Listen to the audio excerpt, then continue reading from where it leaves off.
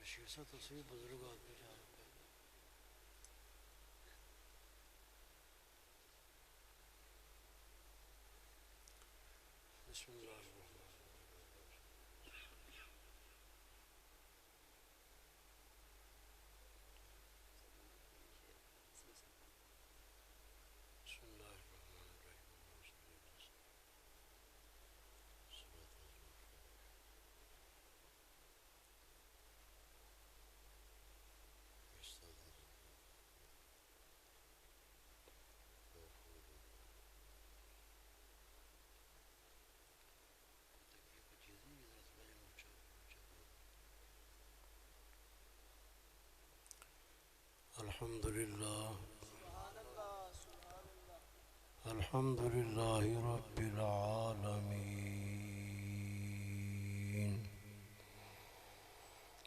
والعاقبۃ للمتقین والصلاة والسلام على سید الانبیاء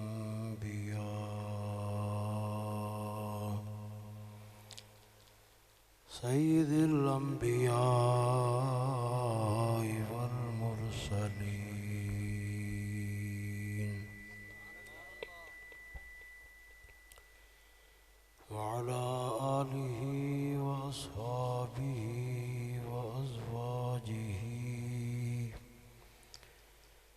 وذرياته وعترته وعلماء ملته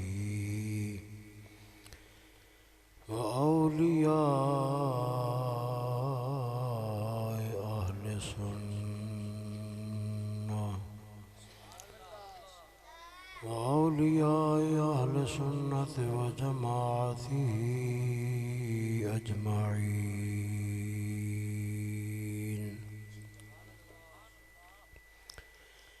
أما بعد فأعوذ بالله من الشيطان الرجيم. بسم الله الرحمن الرحيم.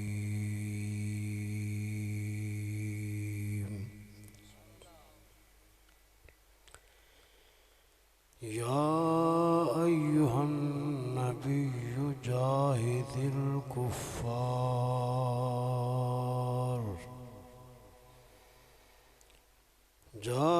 الكفار والمنافقين واغلظ عليهم.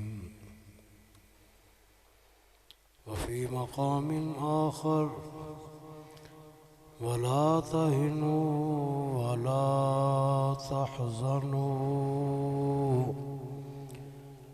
وأنتم أعلون إن كنتم مؤمنين.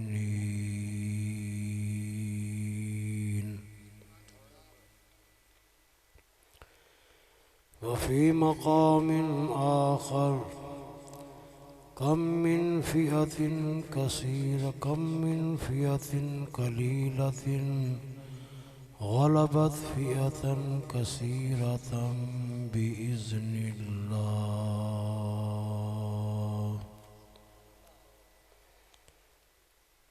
وفي مقام آخر نصر من الله وفتح قريب. آمنت بالله صدق الله مولانا العظيم وبلغنا رسوله النبي الكريم الأمين ونحن على ذلك من الشاهدين والشاكرين والحمد لله رب العالمين.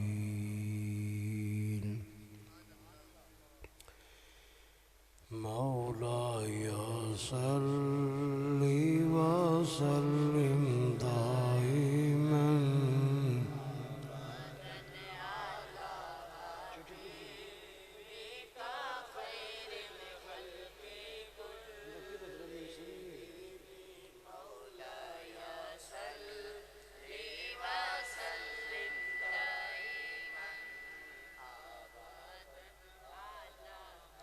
حبيبك خير الخلق كلهم.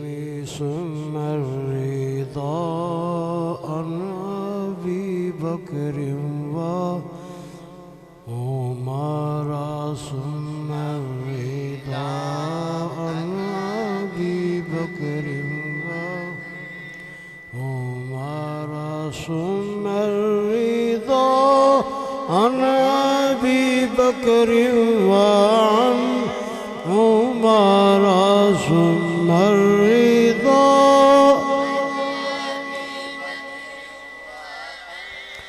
عمر وعن علي وعن عثمان كرامي يا ربي بالمصطفى بلغ مقاصدنا يا ربي بالمصطفى بلغ مقاصدنا واغفر لنا ما مضى يا واسع مولاي صل وسلم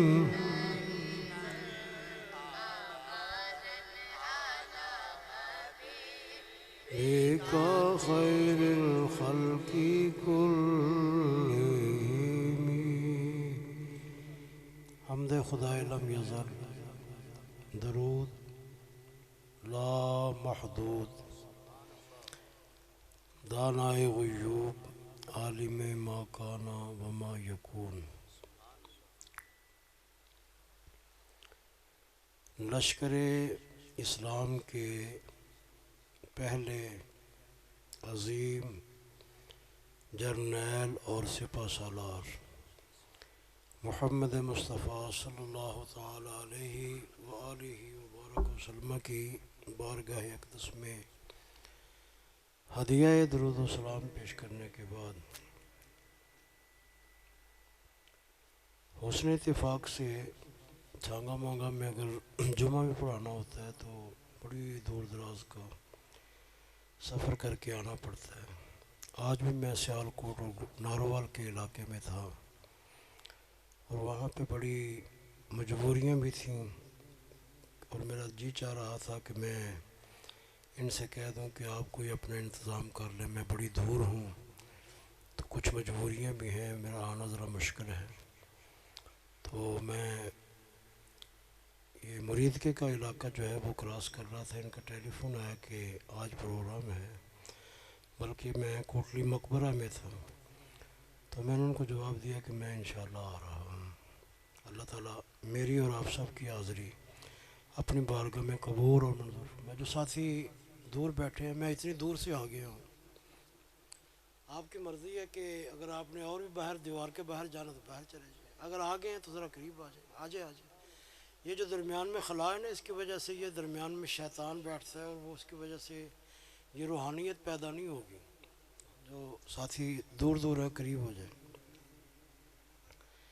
سامعین محترم، آج میں نے جس موضوع پہ گفتگو کرنی ہے وہ اسلام کے سب سے پہلے جرنیل اور لشکر اسلام کے زبردست سپہ سالار محمد مصطفیٰ صلی اللہ تعالی علیہ وآلہ وبارک وسلم۔ آیت مبارکہ کا ترجمہ کرنے سے پہلے میں آپ حضرات کے سامنے ذرا تھوڑا سا پریکٹیکل پیش کروں گا تو پھر آپ کو سمجھ آئے گی کہ یہ جو میں گفتگو آپ کے سامنے کرنے والا ہوں یہ کیا ہے۔ خالق کائنات رب العالمین نے جو میں نے قرآن پاک کی آیہ مبارکہ تلاوت کی، اس آیت مبارکہ کے اندر اللہ تعالیٰ نے اپنے پیارے محبوب دانائے غیوب اور تمام نازوں والے رسول ان کو مخاطب کر کے ارشاد فرمایا یا ایھا النبی جاہد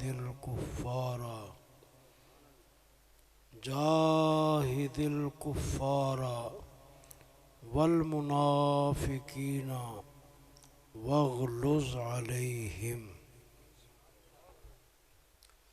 اب ترجمہ کرنے سے پہلے میں ایک جملہ عرض کرنا چاہتا ہوں کہ مسجد کے امام کو کہا جائے کہ باہر نکلو اور باہر نکل کر تم کافروں کا مقابلہ کرو، جہاد کرو، یہ بات جو ہے تھوڑی سی ہماری سمجھ میں آتی ہے کہ وہ کہیں گے دیکھو جی میرا کام ہے مسجد میں نماز پڑھانا، تو تم مجھے کہتے ہیں گن پکڑ کے باہر نکل کے کافروں کا مقابلہ کرو، یہ میرا کام تو نہیں ہے، یہ کسی اور کا کام ہے۔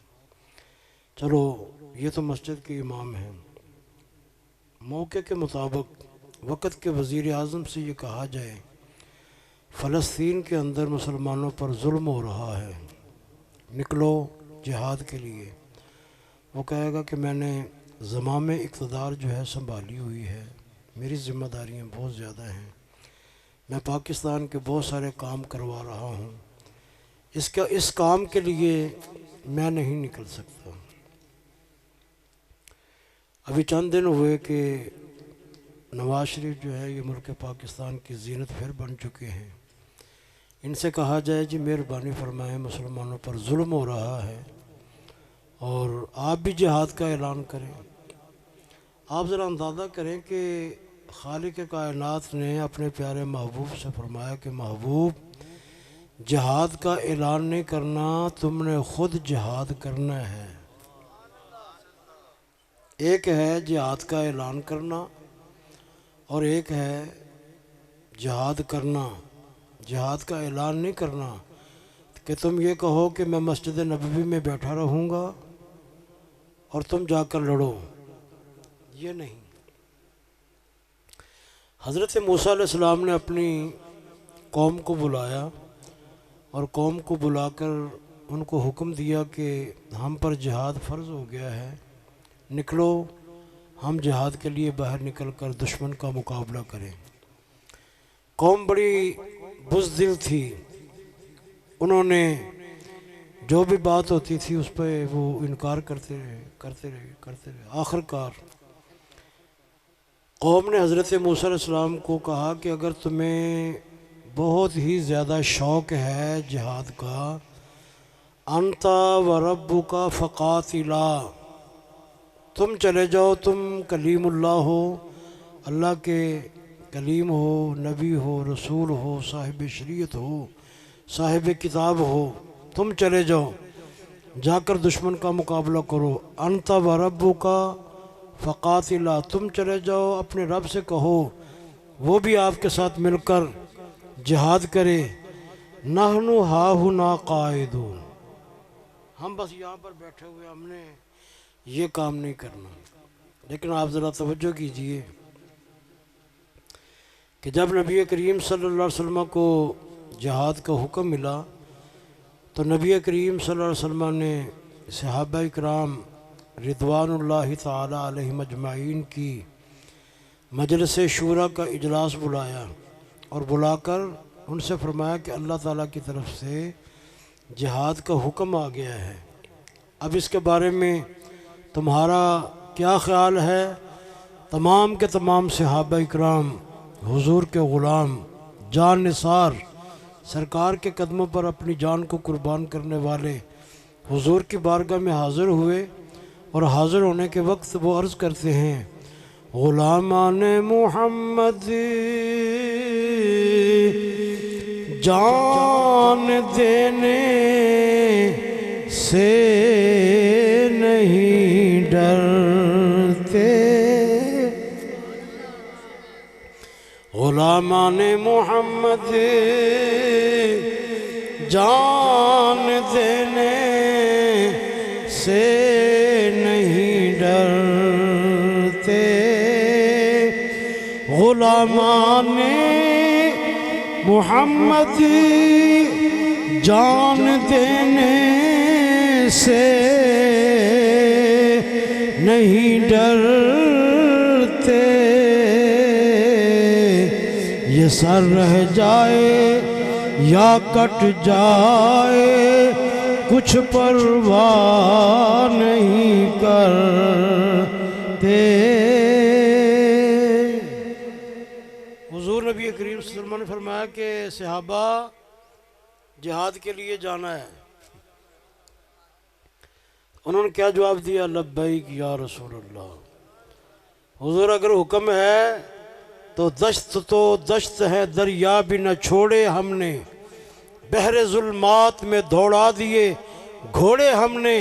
حضور اشارہ کرنا تمہارا کام ہے، دیکھنا دشمن کا ہم مقابلہ کیسے کرتے ہیں۔ ابھی معرکہ بدر کے اندر صحابہ اکرام جن میں فاروق اعظم رضی اللہ تعالی عنہ جیسے عظیم جلیل القدر صحابہ اکرام موجود ہیں، شیر خدا علی مرتضیٰ جیسے جرار، حیدر کرار جرار اور علی مرتضیٰ جیسی عظیم ہستیاں میدان جنگ کے اندر موجود ہیں۔ اتنے میں کیا دیکھتے ہیں کہ حضرت عبد الرحمن بن عوف رضی اللہ تعالیٰ عنہ کی بارگاہ کے اندر دو چھوٹے چھوٹے بچے، پیٹیاں باندھی ہوئی ہیں، چھوٹی چھوٹی تلواریں جو ہیں وہ لٹکائی ہوئی ہیں۔ حضور رحمت عالم تاجدار دو عالم صلی اللہ علیہ وسلم کے بڑے جان نثار صحابی حضرت عبد الرحمن بن عوف رضی اللہ تعالی عنہ، جن کا شمار عشرہ مبشرہ میں ہے، جن کے بارے میں زندگی کے اندر کمری والے آقا نے بشارت دی، ابو بکر فی الجنہ، عمر فی الجنہ۔ یہ ویسے نہیں کہہ دیا کہ ابو بکر فی الجنہ، عمر فی الجنہ، عثمان فی الجنہ۔ فرمایا انہوں نے زندگی کے اندر وہ کام کیے کہ جن پر جنت بھی رشک کرتی تھی۔ اب یہ نہیں کہ آپ کو یہ کہا جا رہا ابو بکر تم جنتی ہو، یہ جنتی ہونا بڑے اعزاز کی بات ہے۔ ان پر جنت جو ہے وہ رشک کرتی ہے کہ ابو بکر صدیق میرے پاس آ رہے ہیں، عمر فاروق میرے پاس آ رہے ہیں، عثمان غنی میرے پاس آ رہے ہیں، حضرت عبد الرحمن بن عوف آپ بھی ان عشرہ مبشرہ میں شامل ہیں۔ عبد الرحمن بن عوف فی الجنہ، عمر فی الجنہ، طلحہ فی الجنہ، زبیر فی الجنہ، یہ اعلان ہو رہا ہے۔ اتنے میں دو چھوٹے چھوٹے بچے حضرت عبد الرحمن بن عوف رضی اللہ تعالی عنہ آپ کی خدمت میں حاضر ہوئے۔ اب ذرا دیکھیں، باپ جب تلوار اٹھا کر جہاد کے لیے نکلے گا تو چھوٹی سی تلوار لے کر بیٹا بھی نکلے گا۔ باپ دشمن کا مقابلہ کرنے کے لیے میدان کارزار میں موجود ہوگا تو میدان کربلا کے اندر علی اکبر بھی موجود ہوں گے، حضرت قاسم بھی موجود ہوں گے، اور دیگر آپ کے آوان و انصار وہ بھی میدان کے اندر موجود ہوں گے اور دشمنوں کا مقابلہ کریں گے۔ اور اگر جرنیل کی حیثیت سے امام عالی مقام امام حسین ہی اپنے خیمے میں چھپ کر بیٹھے رہتے یا مسلح پہ تسبیحیں پڑھتے رہتے یا نفل و نوافل کے اندر مصروف رہتے، اب میدان میں کسی اور کو نکلنے کی کیا ضرورت تھی؟ سب سے پہلے تیاری کر رہے امام عالی مقام میدان کربلا میں نکلنے کی۔ وہ چھوٹے چھوٹے بچے جو ہیں انہوں نے تلواریں اپنے سینوں پر لٹکائی ہوئی ہیں۔ حضرت عبد الرحمن بن عوف رضی اللہ تعالی عنہ کی خدمت میں حاضر ہو کر عرض کرتے ہیں، اے چچا جان ہمیں آپ بتائیں ابو جہل کون ہے؟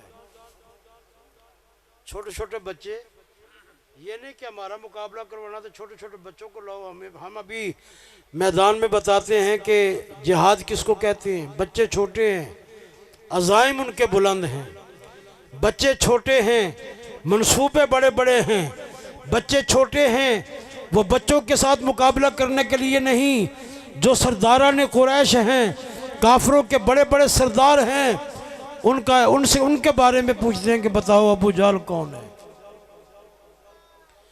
وہ بچوں کی یہ بات سننے کے بعد جو ہے حضرت عبد الرحمن بن عوف حیران ہوئے کہ چھوٹے سے بچے ہیں اور یہ کافروں کے جرنیل کی بات کر رہے ہیں، ابو جہل کی بات کر رہے ہیں، پوچھ رہے ہیں کہ وہ کون ہے، وہ کہاں ہے؟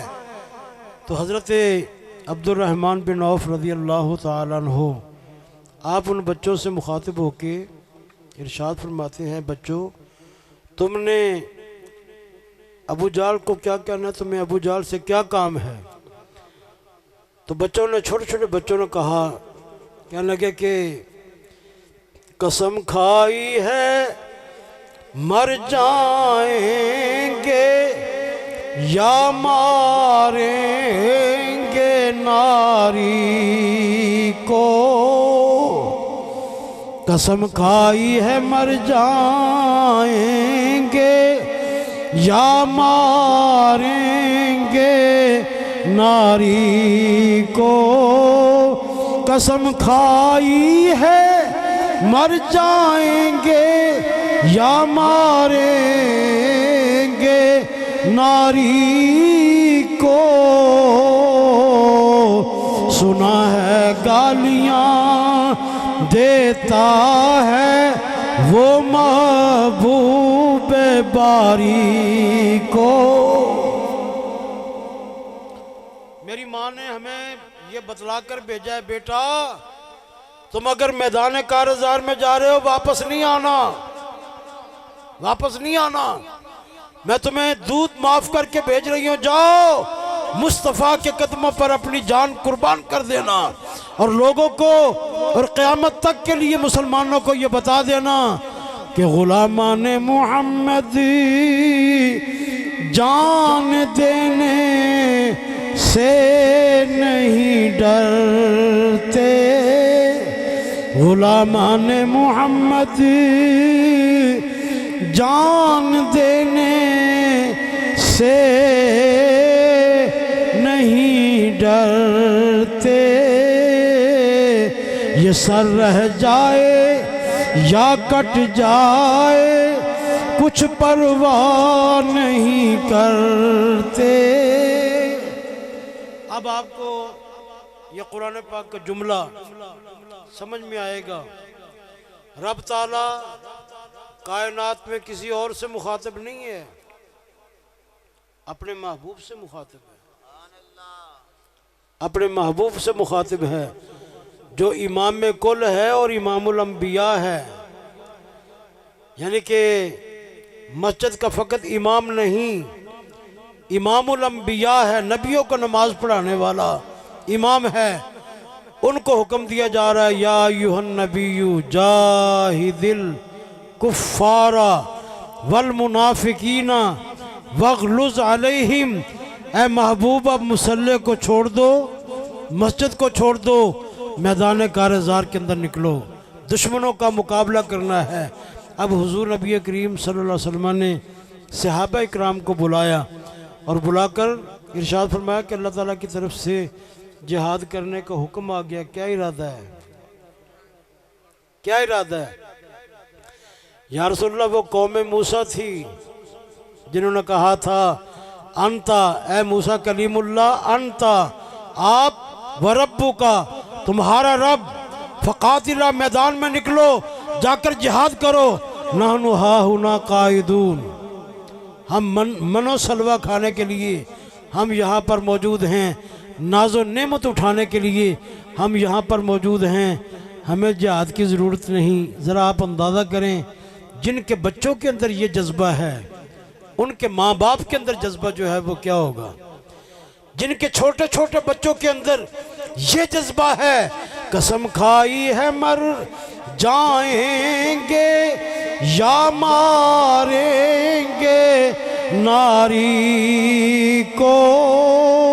ادھر حضور کملی والے آقا مجاہدین کو تیار کر کے میدان بدر کے اندر آ رہے ہیں، سرکار سب سے آگے آگے، صحابہ کرام پیچھے پیچھے۔ یہ کوئی عید میلاد النبی کا جلوس نہیں ہے کہ قیادت کرنے کے لیے مولانا صاحب کو آگے کر دو۔ فرمایا یاد رکھو یہ میدان جہاد ہے، میدان جہاد کے اندر جاؤ، کوئی بھی تاریخ کی کتاب اٹھا کر یہ بتاؤ کہ نبی پیچھے پیچھے تھا، ابو بکر صدیق آگے آگے تھے، نہیں، حضور آگے آگے آگے چل رہے ہیں۔ تو صحابہ کرام رضوان اللہ تعالی علیہ مجمعین کو سرکار دو عالم صلی اللہ علیہ وسلم نے جہاد کی ترغیب دی۔ ذرا توجہ کرنا، جہاد کی ترغیب دی۔ یہ مسجد کی تعمیر کا اعلان نہیں ہونے لگا، یہ جہاد کا اعلان ہونے لگا ہے۔ جہاد کے لیے تلواروں کی ضرورت ہے، جہاد کے لیے نیزوں کی ضرورت ہے، جہاد کے لیے زین کی ضرورت ہے، زرہ کی ضرورت ہے، جہاد کے لیے ڈھال کی ضرورت ہے، اور جہاد کے لیے تلواروں کی ضرورت ہے، گھوڑوں کی ضرورت ہے۔ اے صحابہ کرام مال لے کر آؤ۔ تمام کے تمام صحابہ کرام رضوان اللہ تعالی علیہ مجمعین اپنے اپنے گھروں میں گئے۔ مسجد نبوی کے اندر اعلان ہوا، تمام کے تمام صحابہ کرام اپنے اپنے گھروں میں گئے۔ اب ذرا توجہ کرنا، جذبہ جہاد کیا ہے؟ ان کو سرکار دو عالم صلی اللہ علیہ وسلم نے جس وقت فرمایا جاؤ گھر سے جا کر مال لے کر آؤ جہاد کے لیے، تو سیدنا فاروق اعظم رضی اللہ تعالیٰ عنہ راستے میں جا رہے ہیں اور سوچتے جا رہے ہیں کہ میں گھر سے کیا لے کے آؤں، گھر سے کیا لے کے آؤں۔ راستے میں سوچتے جا رہے ہیں کہ ہر مرتبہ ابو بکر صدیق آگے نکل جاتا ہے، آج میں نے ابو بکر صدیق کو یہ خدمت جہاد کے لیے میں نے آگے نہیں نکلنے دینا، میں سب سے زیادہ مال حضور کی خدمت میں لا کر پیش کروں گا۔ اب ذرا توجہ کیجئے، راستے میں سوچتے جا رہے ہیں کیا پیش کرنا ہے، تو آخر کار یہ فیصلہ کیا کہ گھر کا آدھا سامان حضور کی خدمت میں پیش کر دینا ہے اور آدھا مال جو ہے وہ گھر والوں کے لیے گھر میں محفوظ کرنا ہے۔ یہ سوچتے جا رہے ہیں،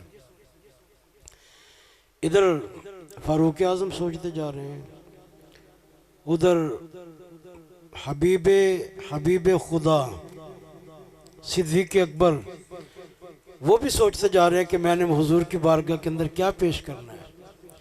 آخر گھر میں جا کر آدھا مال جو ہے حضرت فاروق اعظم نے اپنے گھر میں بیوی بچوں کو دے دیے، بھی یہ آپ اپنے گھر کے اندر خرچ اخراجات کریں، باقی آدھا مال حضور کی بارگاہ میں لے کر حاضر ہو گئے۔ سرکار کی جب بارگاہ میں حاضر ہوئے تو سرکار دو عالم صلی اللہ علیہ وسلم نے حضرت فاروق اعظم سے پوچھا، ما ابقیت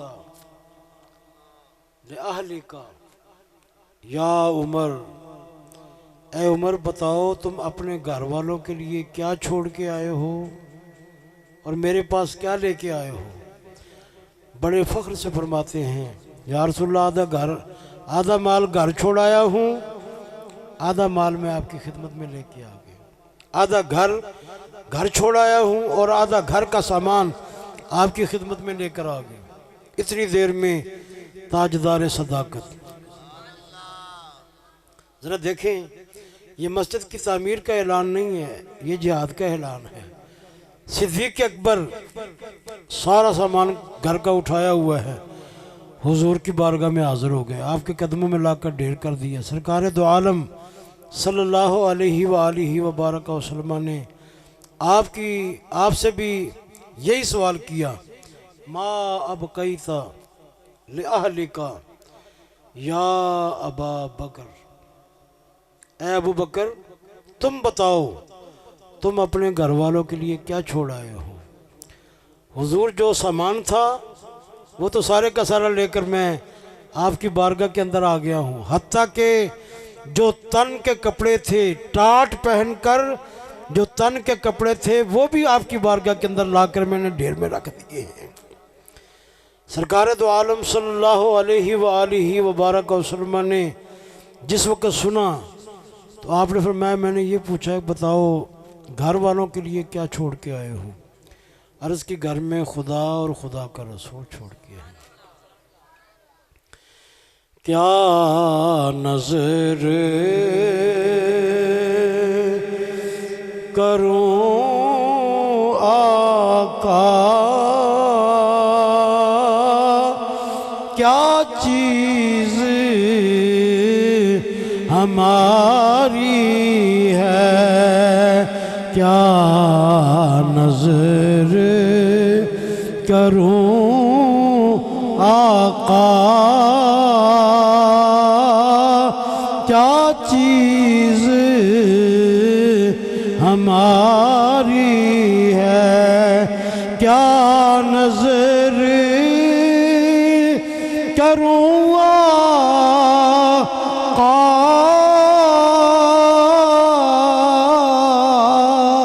کیا چیز ہماری ہے، یہ دل بھی تمہارا ہے، یہ جان بھی تمہاری ہے، سب کہہ دو یہ دل بھی ہے، کیا نظر کروں آقا، کیا چیز ہماری ہے، یہ دل بھی تمہارا ہے، یہ جان بھی تمہاری ہے۔ جذبہ جہاد سے سرشار صدیق اکبر جب گھر سے نکلے، دیواروں پر ہاتھ پھیرنے کو کیل باقی نہ رہ جائے، تن کے کپڑے باقی نہ رہ جائیں، گھر کا کوئی سامان باقی نہ رہ جائے، سب کچھ لا کر ڈھیر کر دیا۔ ارے کوئی پوچھے کہ بتاؤ گھر والوں کے لیے کیا چھوڑا ہے؟ فرمایا جب لم یکن شیئا مذکورا، جب میں کچھ بھی نہیں تھا تو مجھے مالک نے صدیق اکبر بنا دیا ہے۔ تو کیا مال دینے کے بعد کچھ نہیں ملے گا؟ کچھ نہیں ملے گا۔ جواب میں عرض کی یا رسول اللہ گھر میں خدا اور خدا کا رسول چھوڑا ہے۔ جس گھر میں خدا بھی ہو اور خدا کا رسول بھی ہو، بتاؤ اس گھر میں کیا کمی ہے؟ نعرہ تکبیر، نعرہ رسالت، نعرہ رسالت، نعرہ حیدری، نعرہ تحقیق۔ میرے شیخ کامل مربی نعمت حضور سلطان العاشقین، یہ ابھی آپ حضرات کو کاموں کی ضلع گوجرانوالہ سے آ کر اچانک ہی پتہ چلا کہ گوجرانوالہ سے آ کے یہ آپ کو حضور سلطان العاشقین کا کلام سنا رہے تھے۔ اگر تم نے میرا مقدر نہ بدلا، یہ تو صدیق اکبر سے پوچھو نا، اگر تم نے میرا مقدر نہ بدلا۔ فرمایا کہ ابو بکر صدیق تم دنیا کا مال میرے پاس لے کر آئے ہو، ساری زندگی دنیا تیرے قدموں کے اوپر اپنی جان کو بھی قربان کرے گی، اپنے مال کو بھی قربان کرے گی۔ صدیق اکبر قربان کر رہے ہیں۔ میرے شیخ کامل مربی نعمت جو ابھی برخوردار آپ کو سنا رہا تھا کہ اگر تم نے میرا مقدر نہ بدلا، یقیناً یقیناً یہ وہ عظیم بارگاہ ہے کہ جن کی بارگاہ کے اندر ابو بکر آئے صدیق اکبر بن گئے، عمر آئے فاروق اعظم بن گئے، عثمان آئے عثمان غنی کر دیا، علی آئے حیدر کرار کر دیا۔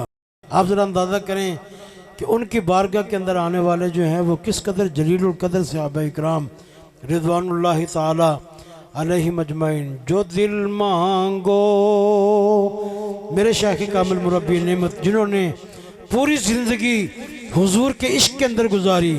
جو دل مانگو تو دل حاضر، جو دل مانگو، ہمدمی کم از کم وہ تو بولیں، جو دل مانگو تو دل حاضر، جو دل مانگو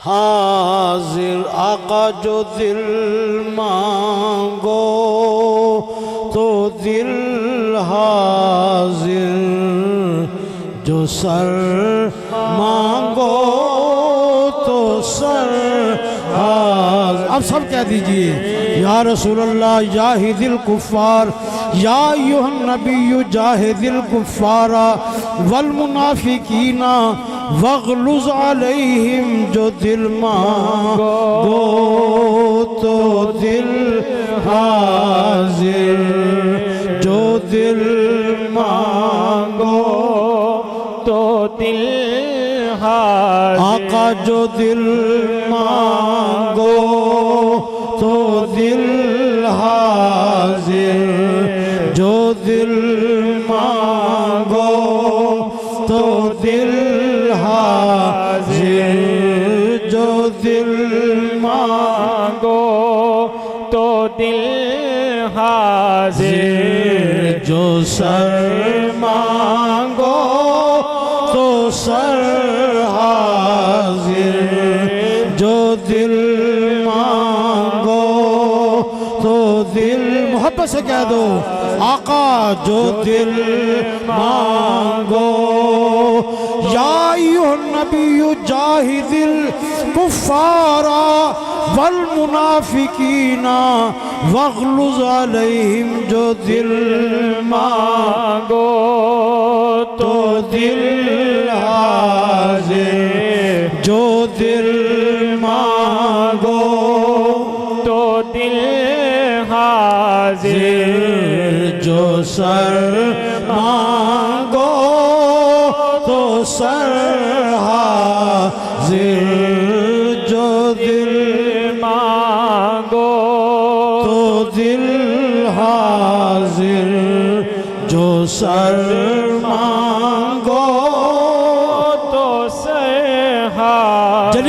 دیگر صحابہ اکرام جہاد کے لیے مصطفیٰ کے ساتھ جا رہے ہیں۔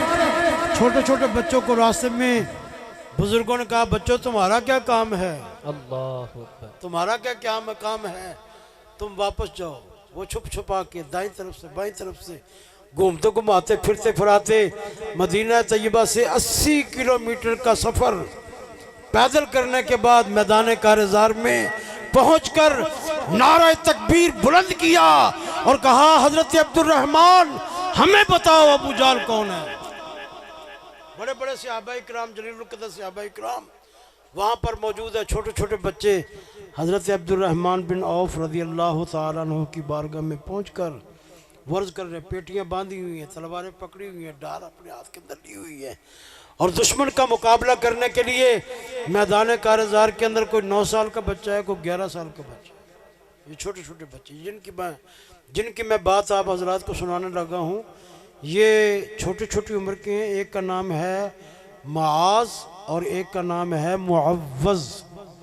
یہ 2 بچے میدان کارزار کے اندر موجود ہیں، اور حضرت عبد الرحمن بن عوف سے کیا پوچھ رہے ہیں کہ جو کافروں کا سب سے بڑا سردار ہے ابو جہل، باقیوں کا مقابلہ تم کرنا، یہ جو سب سے بڑا ہے یہ ہمارے سپرد کرو، ابھی ہم آپ کو بتاتے ہیں اس کا کیا اثر ہوگا۔